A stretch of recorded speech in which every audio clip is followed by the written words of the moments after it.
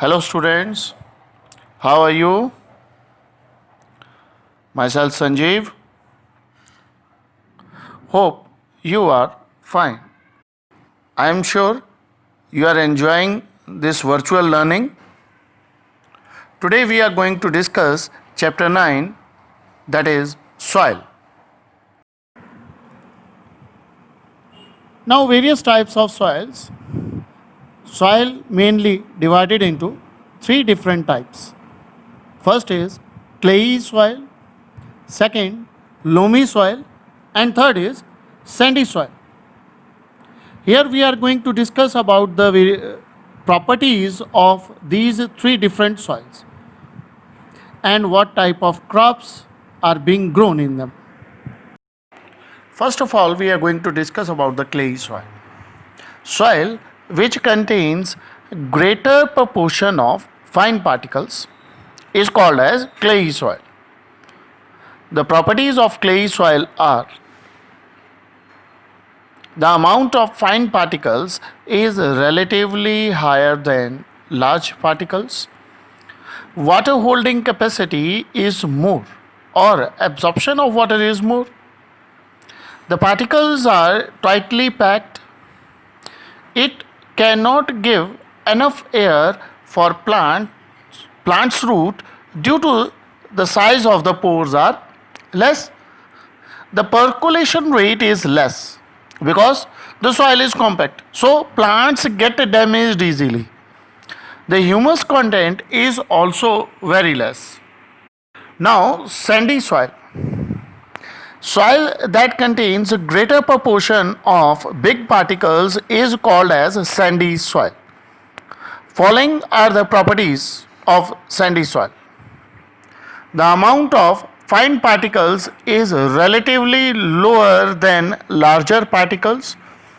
Water holding capacity is very less, or the absorption of water is less. The particles, they are very loosely packed.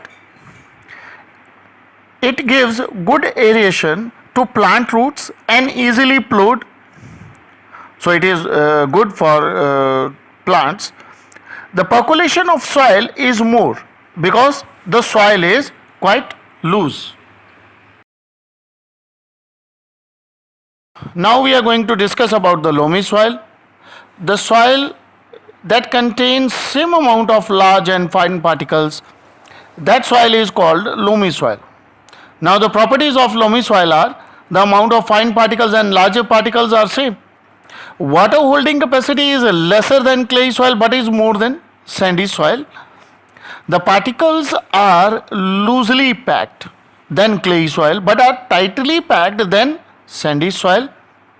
It gives lesser aeration to plant roots and less easily plowed than sandy soil. It automatically drains out the excess water. It can be plowed easily. So the loamy soil, the properties of loamy soil are in between of that of sandy and clay soil.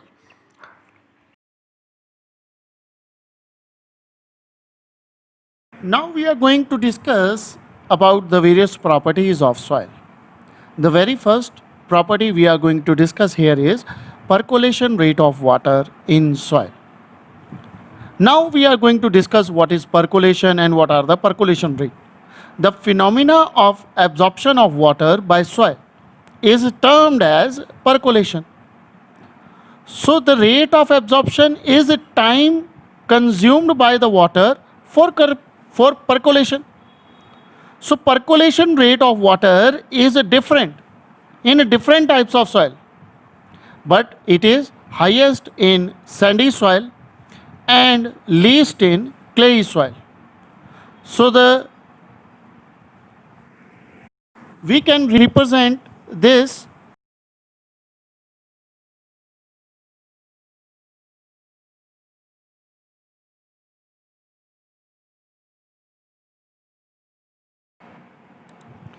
with the help of an activity. We are going to calculate the percolation rate. For this, we required a hollow cylinder or a pipe or a tin can which is cut from the bottom. Now place this pipe or can in a soil about 2 centimeter deep inside the ground. Now slowly pour a calculated amount, say 200 ml of water in the pipe. Note the starting time just before pouring the water in the pipe. Also note down the final time taken when the water get fully absorbed in the soil, leaving the pipe empty. Be cautious not to split water, any sort of water out of the pipe.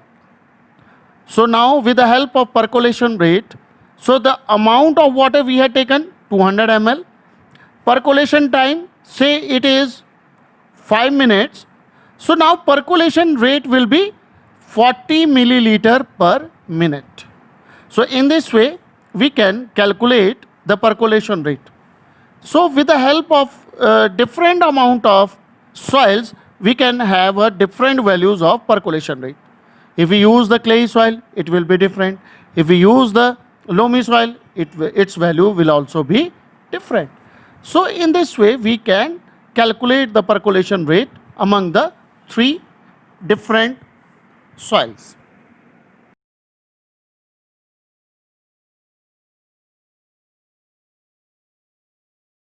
Now we are going to discuss about the second property, that is moisture in soil. The amount of water content present in soil is termed as moisture in soil. It can be easily calculated by heating the soil at high temperature, say 100 degrees Celsius. Note down the decrease in weight of the soil after heating.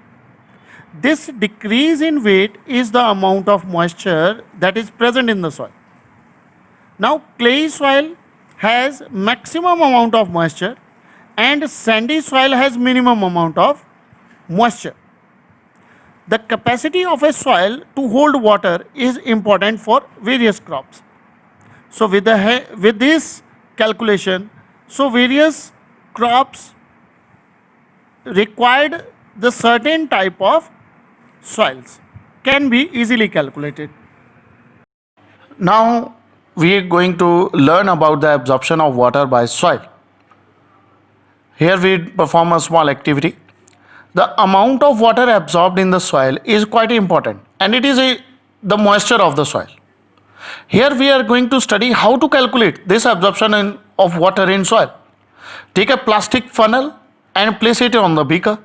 Take a filter paper or a piece of newspaper sheet, fold it and place it inside the funnel. Weigh 50 gram of dry powdered soil and pour it on the funnel. Measure a certain amount of water in the measuring cylinder and pour it drop by drop on the soil by the help of dropper. Do not split any drop of water outside the funnel. So till the water starts dripping from the funnel into the beaker. So note down this time. So that time that starts water coming out will be the final time taken. Now let us learn how to calculate this amount. Note down the left amount of water in the container and calculate the amount of water poured in the soil, or we can say the amount of water that has been absorbed. So this is the amount water retained by the soil. Assume the weight of the soil is 50 gram. So let the initial volume in the measuring cylinder be U volume. Final volume of water in the measuring cylinder will V ml. So now volume of water absorbed by the soil is the difference in them. So U minus V. Weight of water absorbed by the soil is U minus V, that is in grams. So now volume is in ml. So weight should be in grams because 1 ml is equal to 1 gram. So now percentage of water absorbed will be U minus V upon 50. So 50 is the weight of the soil into 100. So this gives the percentage. So by using this we conclude to a result that loamy soil is the best. A combination of sand, silt and clay particles, this soil absorbs water readily and is able to store it for use by the plants. Loamy soil absorbs water lesser than sandy soil because it has very large spaces in between the particles. So this is the method how we can easily calculate about the percentage of water.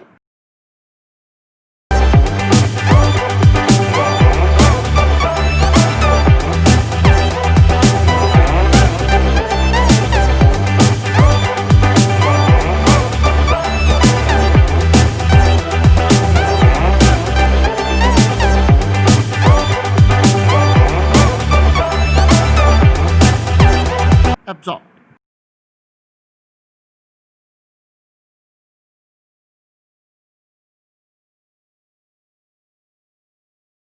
Now we are going to discuss about the various soils and the crops that are being grown in them. So different types of soils we are already aware about in that are found in different parts of India. In some parts there is clay soil, in some there is a loamy, while in others are sandy. So there are some important factors which affect the soil profile and bring change in the soil structure. So these important factors are the wind, the rainfall, the temperature, the amount of light, and the humidity that present in the atmosphere. Now, clay and loamy soil are both suitable for growing cereals like wheat and gram. Such soils are good at retaining water. For paddy soils, soil rich in clay and organic matter and having a good capacity to retain water are ideal. For lentils and other pulses, loamy soil that is required. For candy, for cotton, sandy, so which drains water easily, having a plenty of air are more suitable. Crops such as wheat are grown in fine clay soil because they are rich in humus and are very fertile. So these are the various things that is the soil which are required for which are suitable for different types of crops.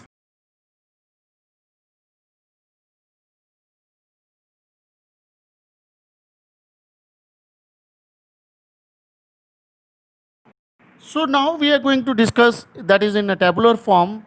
So various crops which are suitable in different types of soil. For sandy soil, paddy, cactus, melon, coconut. So these are the crops which are good in sandy soil. In clay soil, cereals like wheat, gram, sugarcane, vegetables, jute. So clay soil is good for them.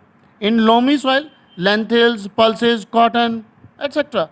So these are the categorization of various crops due to the different types of soils.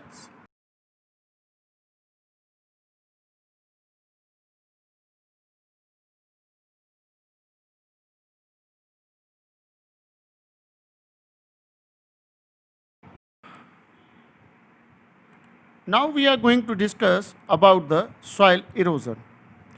Soil erosion means the removal of upperland soil, the upper part of the soil by water, wind or ice, that is known as soil erosion.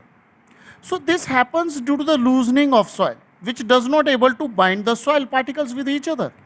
So it can be moved away by wind and by flowing water. Erosion of soil is more severe in areas of little or no surface vegetation, such as desert or bare lands. So, cutting of trees and deforestation should be prevented, and effort should be made to increase the green areas.